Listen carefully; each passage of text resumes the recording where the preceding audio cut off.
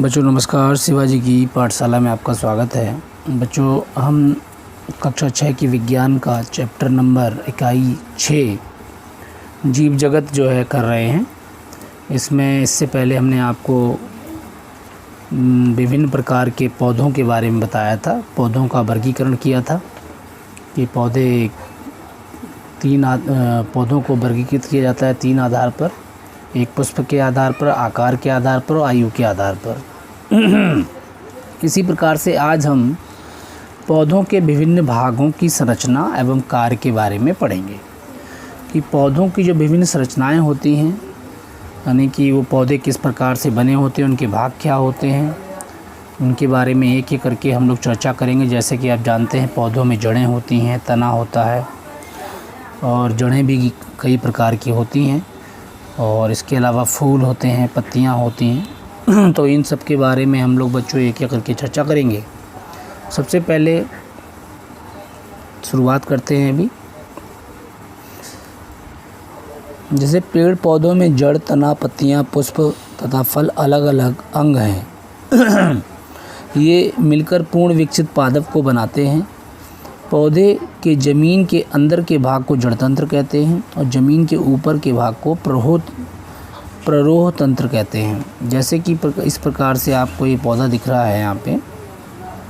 ये पौधे में 2 तंत्र होते हैं। एक तंत्र होता है जड़ तंत्र जो ज़मीन के नीचे होता है, जैसे कि ये ज़मीन के नीचे ये पूरा का पूरा जड़ तंत्र है, और एक होता है प्ररोह तंत्र जो कि ज़मीन के ऊपर होता है।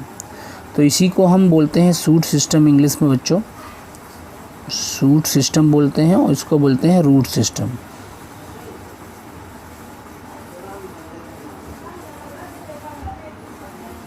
ठीक है, तो प्ररोह तंत्र यानी कि शूट सिस्टम और जड़ तंत्र यानी कि रूट सिस्टम। तो मेन जो है पौधे के 2 भाग हैं। एक है आपका जड़ तंत्र और दूसरा हो गया प्ररोह तंत्र यानी कि आपका शूट सिस्टम। तो अब आज हम इन्हीं सब के बारे में पढ़ेंगे। तो देखिए एक एक करके हम लोग चर्चा करते हैं। जड़ क्या होती है, ये जड़ तंत्र के बारे में हमने चर्चा करनी है। पौधे जो होते हैं हमारे जड़ द्वारा ज़मीन पर स्थिर होते हैं, यानी कि जड़ों के द्वारा ही ज़मीन में रहते हैं वो और एक जगह पर स्थिर बने रहते हैं। अपने परिवेश में पाए जाने वाले कुछ पौधे जैसे चना है, मटर है, घास को उखाड़कर आप जड़ों का अवलोकन कीजिए, यानी उनको उखाड़िए, फिर देखिए कि जड़ें किस प्रकार की हैं उनके अंदर। आप देखेंगी चना मटर की जड़ में एक मोटी जड़ होती है, यानी कि चने की यदि आप चने का जो पौधा उखाड़ेंगे या मटर को पौधे को उखाड़ेंगे तो आप देखेंगे उसमें एक मोटी जड़ नज़र आएगी आपको, जिससे अनेक पतली शाखाएं निकली रहती हैं। ये मूसला जड़ है बच्चों। घास में एक ही स्थान से अनेक शाखाएं, यानी घास जो हम देखते हैं किसी प्रकार की घास हो उसको उखाड़ेंगे तो उसमें एक ही स्थान से अनेक शाखाएं गुच्छे के रूप में हैं, यानी उसमें जो निकली रहती हैं बहुत सारी शाखाएं एक ही स्थान से निकली रहती हैं और वो ज़मीन में रहती हैं, और इन्हीं को हम बोलते हैं अपस्थानिक जड़ें। तो जब आप घास को उखाड़ेंगे तो आपको बहुत सारी गुच्छे के रूप में बहुत सारी जड़ें निकलेंगी और वो सारी की सारी जकड़ा जड़ें जकड़े की तरह भी रहती हैं, तो जकड़ा जड़ें भी बोलते हैं इनको। अतः जड़ें 2 प्रकार की हो गई, एक हो गई मूसला और दूसरी हो गई अपस्थानिक जड़ें। तो मूसला जड़ में क्या होती है, एक मेन जड़ होती है, ठीक है, और उसी से बहुत सारी जड़ें और निकलती हैं। तो एक मेन मोटी जड़ होती है मूसला जड़ में, और अपस्थानिक जड़ में कोई मेन जड़ नहीं होती, उसमें बहुत सारी जड़ें निकलती हैं और वो सारी की सारी जड़ें एक जाल बनाती हैं पूरा। तो देखिए अभी हम दिखाते हैं आपको पौधा। यहाँ पे ये पौधा आपको दिख रहा है, इसमें देखिए ये पौधे के विभिन्न भाग हैं। तो जड़ों के बारे में अभी हमने जाना थोड़ा सा, अभी अब विस्तृत जानकारी लेते हैं। 2 तरह की जड़ें होती हैं, मूसला और अपस्थानिक, इनके बारे में हम आगे जानेंगे। अब देखिए यहाँ पर प्ररोह जो तंत्र है हमारा, जिसे शूट सिस्टम बोलते हैं, इसी के अंदर ही आपका तना आएगा, ठीक है, इसी के अंदर आपकी पत्तियाँ आएंगी, इसी में आपके फल आएंगे, तना हो गया, पुष्प हो गए, ठीक है। ये सब के बारे में हमें चर्चा करनी है। तो अभी हमने सबसे पहले चर्चा किसकी की, जड़ के बारे में हमने बताया आपको। जड़ जो है आपकी मूसला जड़ और अपस्थानिक जड़ होती हैं। तो कुछ पौधों में आपको एक जड़ नज़र आएगी, जैसे कि चना है, मटर है, इसको आप उखाड़ेंगे, ठीक है। तो आप जब उखाड़ेंगे इनको, चने और मटर को, तो आपको एक मोटी जड़ नज़र आएगी और उससे अनेक पतली शाखाएं निकली होती हैं, तो इसको मूसला जड़ कहते हैं। और कुछ जड़ें ऐसी होती हैं जो गुच्छे में होती हैं, उसमें अनेक शाखाएं जो होती हैं कहाँ से निकली होती हैं, एक ही स्थान से निकली होती हैं, जैसे घास के अंदर निकली रहती हैं, तो इन्हें हम अपस्थानिक जड़ें कहते हैं। तो चलिए इसकी हम देख लेते हैं। यहाँ पे आप सबसे पहले इधर देखिए, ये जो देख रहे हैं आप, ये यहाँ पर एक मूसला जड़ है, मोटी जड़ एक नीचे है, और इसी मूसला जड़ से ही बहुत सारी जड़ें ऐसे ऐसे करके निकली हुई हैं, ठीक है। लेकिन आप यहाँ पर जो घास देखेंगे, ये यहाँ पर कोई भी मेन जड़ नहीं है, यहाँ पर सारी जड़ें एक ही स्थान से निकली हुई हैं और इसी से और अन्य जड़ें निकलती चली जाती हैं, फैलती जाती हैं। तो इस तरह की जो जड़ें होती हैं इन्हें तो अपस्थानिक जड़ बोलते हैं बच्चों। और जो इस तरह की जड़ें होती हैं जिसमें एक मेन मोटी जड़ से बहुत सारी जड़ें निकलती हैं, इसको हम मूसला जड़ बोलते हैं। तो चलिए मूसला जड़ के उदाहरण आपको दे देते हैं। मूसला जड़ में एक मुख्य मोटी जड़ होती है और जिसे प्राथमिक जड़ कहते हैं, यानी कि ये वाली जो जड़ है, मुख्य मोटी जड़, ये प्राथमिक जड़ है, और मुख्य जड़ से अनेक पतली शाखाएं निकली रहती हैं जिन्हें द्वितीयक जड़ बोलते हैं। यानी कि ये जो शाखाएं निकली होती हैं उन्हें हम द्वितीयक जड़ बोलते हैं। अब इन द्वितीयक जड़ों से पुनः निकलने वाली शाखाओं को तृतीयक जड़, यानी इन्हीं से जो निकलेंगी वो कहलाएंगी तृतीयक जड़ें, यानी कि ये वाली इस तरीके से। तो पहले क्या हो गई, प्राथमिक जड़ हो गई मेन मोटी वाली, फिर इससे जो जड़ निकली ये हो गई द्वितीयक जड़, और इन द्वितीयक जड़ों से जो और बहुत सारी जड़ें निकलेंगी ये कहलाएंगी तृतीयक जड़ें, ठीक है। और मूसला जड़ जो होती है बच्चों, इसमें क्या होता है ज़मीन में गहराई तक जाती है ये, और यह मिट्टी में फैलकर पौधों को मजबूती प्रदान करती है और स्थिरता प्रदान करती है। तो इसके उदाहरण हो गए चना, मटर, सेम। इनको जब आप उखाड़ देखेंगे तो इसमें एक मेन जड़ आपको नज़र आएगी, ठीक है। तो ये हो गई आपकी मूसला जड़ें। आगे देखिए, इसी में आपको ये जो है इनको मूल रोम भी बोलते हैं, जो बहुत सारे होते हैं मूल रोम, और यहाँ पर मूल गोप होता है ऊपर, जो जड़ों को ज़मीन में नीचे तक पेनिट्रेट करने में या उनको घुसने में मदद करता है, मूल गोप जिसे बोलते हैं, ठीक है। और इसी प्रकार से आगे देखिए, अब हम बात कर लेते हैं यहाँ पे अपस्थानिक जड़ों की। जैसे गेहूँ, धान और मक्के की फसल जो होती है या इनके पौधे आप उखाड़ेंगे तो इनमें अपस्थानिक जड़ें मिलेंगी। या आप घास ले लीजिए, किसी प्रकार घास उखाड़िए तो इनमें सब में अपस्थानिक जड़ें मिलेंगी। इनमें बीज से निकले मूलांकुर की वृद्धि कुछ लंबाई के बाद रुक जाती है। यानी मूलांकुर क्या होता है, जैसे एक बीज है, मान लीजिए ये एक बीज है, तो इस बीज से क्या होगा, एक तो मूलांकुर निकलेगा और एक ऊपर जो है क्या निकलता है, जिसको बोलते हैं प्रांकुर।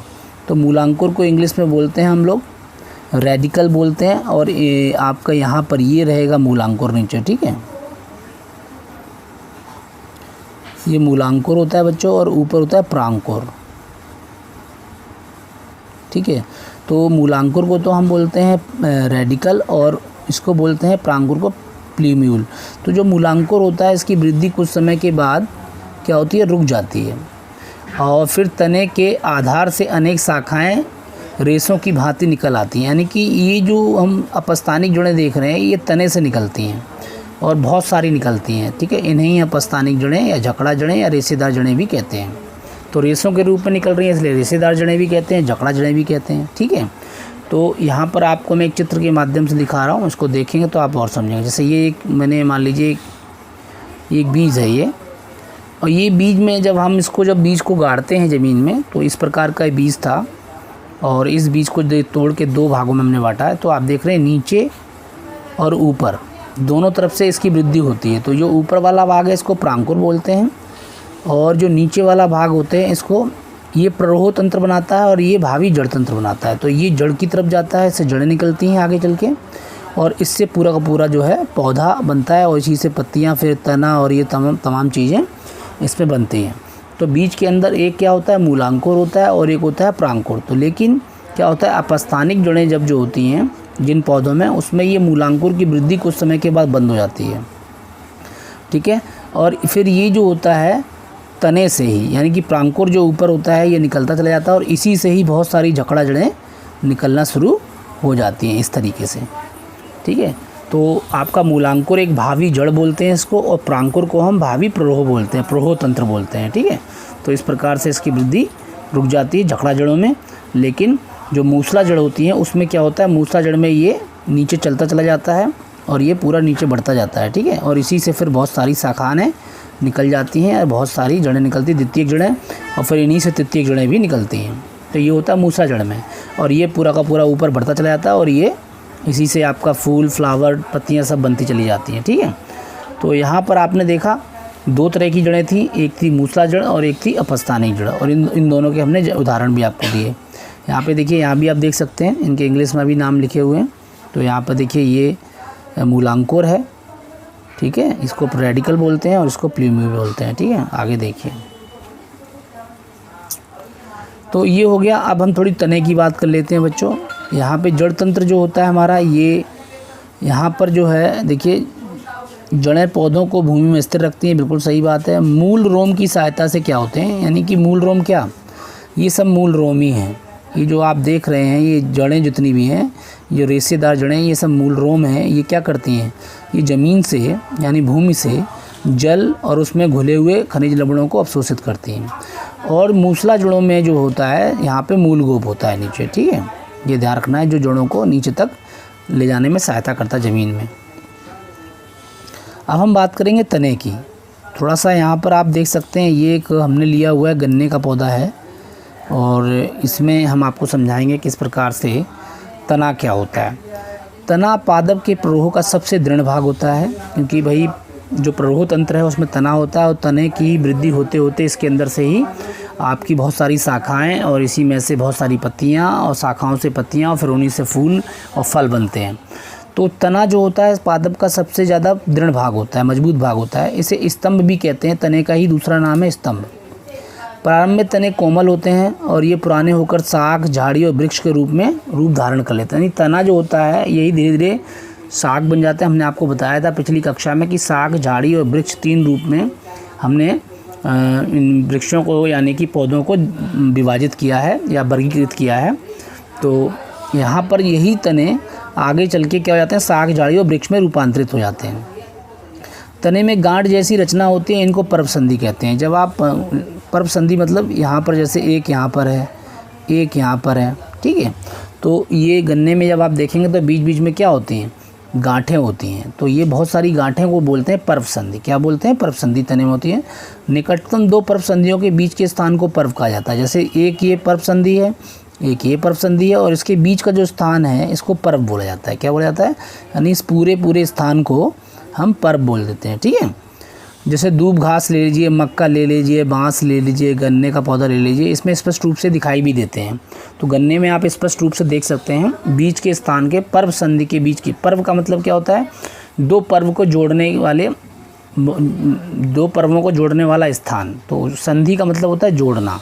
तो इसी तरह एक पर्व इधर हो गया, एक पर्व इधर हो गया, इन पर्व को जोड़ने वाले स्थान को पर्व संधि कह देते हैं, ठीक है। क्योंकि एक पर्व ये है, एक पर्व ये है, और ये दोनों जुड़ गए जहाँ पे, उसे पर्व संधि बोल दिया गया। ऐसे ही पर्व संधियों के बीच के स्थान को पर्व बोल दिया जाता है, ठीक है। तो आप इसको देख सकते हैं। पेड़ पौधों में पत्तियाँ, ठीक है, पेड़ पौधों में पत्तियों तक पानी तथा खनिज लवण पहुँचाने की निश्चित व्यवस्था होती है। ये आपने देखा होगा, क्योंकि पेड़ पौधों में पत्तियों तक पानी किस प्रकार से पहुँचते हैं, खनिज लवण किस प्रकार से पहुँचते हैं, तने से होते ही पहुँचते हैं।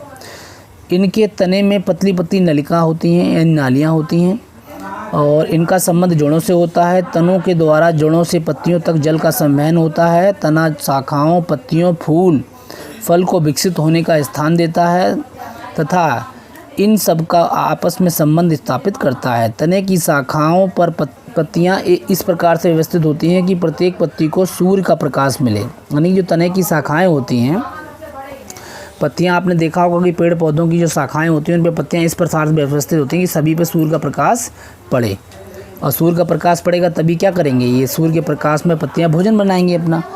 तो तना जल एवं खनिज पदार्थों के संवहन और भोजन स्थानांतरण का कार्य करते हैं। यानी तना क्या करते हैं, जल और खनिज पदार्थों के संवहन यानी कि जल को ले जाने का काम करते हैं तने से होता हुआ। यानी कि जड़ों से ही देखिए, जड़ों से ऊपर जल पत्तियों तक जाता है, किस प्रकार से, तने से होते हुए जाता है। और जल में घुले हुए खनिज लवण वो भी तनों से होते जाते हैं। लेकिन जब पत्तियों में जो भोजन बन जाता है, उन भोजन में बनने के बाद वो सारा का सारा भोजन भी इन तनों से होते हुए पूरे भागों तक जाता है। तो यानी तना जो होता है एक तरह से संवहन का कार्य भी कर रहा है और स्थानांतरण, भोजन के स्थानांतरण का कार्य भी कर रहा है। तो तना क्या करता है, एक तो जल और खनिज पदार्थों के संवहन का कार्य करता है, दूसरा भोजन के स्थानांतरण का कार्य करता है। यानी कि जो पत्तियों में भोजन बनता है उसको एक स्थान से दूसरे स्थान तक ले जाने का कार्य भी तने का ही होता है। और इन तनों के अंदर क्या पाई जाती हैं, नालियाँ पाई जाती हैं, नलिकाएँ पाई जाती हैं। ठीक है, ये आपको ध्यान रखना है। तो ये आपका पूरा का पूरा तने के बारे में था। तो आज इसमें मेन पॉइंट क्या थे, पर्व संधि क्या कहते हैं, पर्व किसको कहते हैं। ठीक है, इसके अलावा ये किस कार्य को करता है, इसमें पतली पतली नालियाँ होती हैं। ठीक है, यही नालियाँ जो है जड़ों से पानी को ले जाती हैं कहाँ, पत्तियों तक, और तने से होते हुए जाएंगी। और तनों पे क्या आते हैं, तना शाखाओं, पत्तियों और फल को विकसित होने का स्थान भी देता है। ठीक है, तो तने से ही बहुत सारी शाखाएं निकलती हैं, पत्तियां बनती हैं, फिर उसी में फूल लगते हैं, फिर उसी में फल लगते हैं। तो तना जो होता है वो एक तरह से पौधे का जो है दृढ़ भाग होता है, और यही आगे चल के धीरे धीरे जो है परिवर्तित हो जाता है शाख, झाड़ी और वृक्ष में।